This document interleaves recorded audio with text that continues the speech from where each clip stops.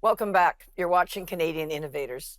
Joining me today is Ves Sobot of Westlake Corporation to talk about the plastics industry and its many contributions to our economy and society. In recent years, we've seen an awful lot of vilification of plastics, and we're regularly treated to things like horrific photos of oceans full of plastic debris, turtles with straws up their noses, and a lot of other images that are actually quite misleading. And of course, they're meant to give plastics a bad name. Bess, as someone with a lot of experience in the whole plastics area, what is your take on this campaign?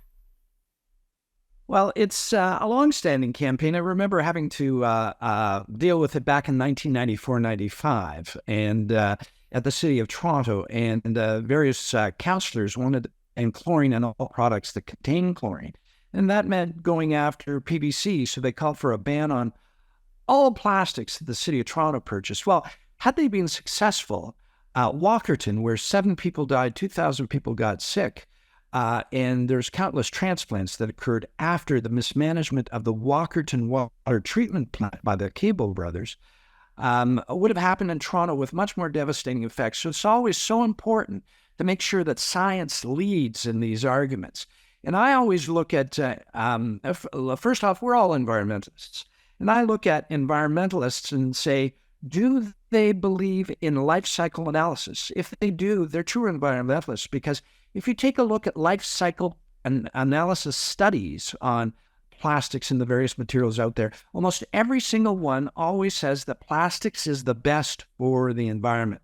A water bottle, for example, uses less energy to be made, requires less energy to be transported, and uses or emits less pollutants than, let's say, an aluminum can. And that's absolutely a fact when you take a look at all the life cycle analysis studies, or even a glass bottle. Yeah, plastic is the more environmental solution. So there are environmentalists out there who understand that and who advocate that. For example, Dr. Patrick Moore, he co-founded Greenpeace. He started Greenpeace, and he's a huge advocate of plastics. Why?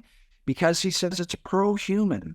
It improves our lives. It saves us money, and it does the things it was intended to do.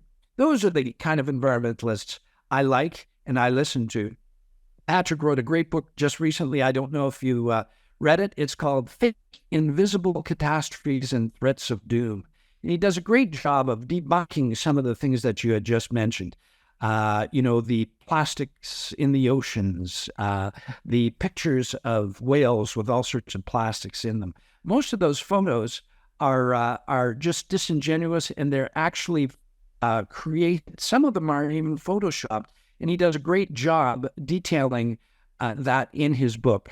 So it's out there for those who have a critical eye in mind.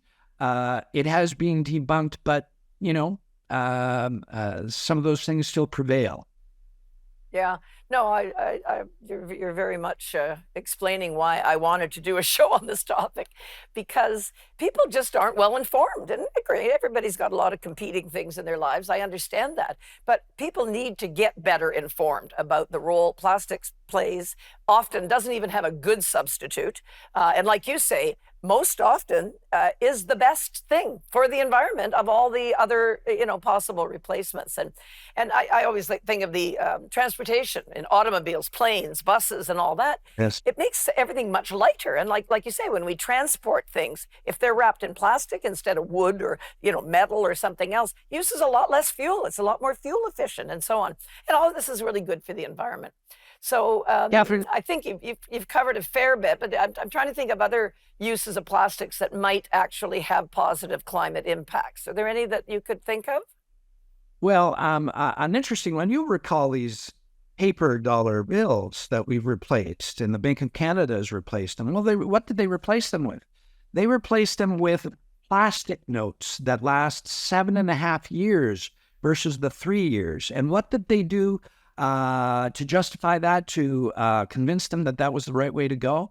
They used life cycle analysis, and that's really the way to go with these things. Yeah. If you go into a hospital and you take a look at all the equipment that's there, the plastics keep things sterile so that we can walk out and resume our normal life after we go in there.